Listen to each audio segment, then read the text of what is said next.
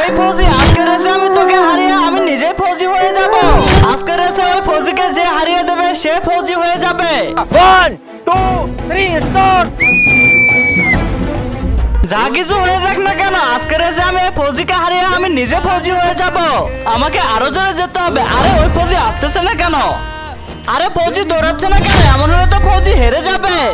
আরে ফৌজি তো আসতেছে না, আজকে তো আমার জিত পাক্কা। আরে ফৌজি যাচ্ছে না কেন? ওরা তো ফৌজিকে হারিয়ে দেবে। মনে হচ্ছে ফৌজি আগে হার মেনে নিয়েছে। আমি তো রেসে জিতেই যাবো। আমি জিতে গিয়েছি। ফৌজি, আমাকে একটা কথা বলো, তুমি গেলে না কেন?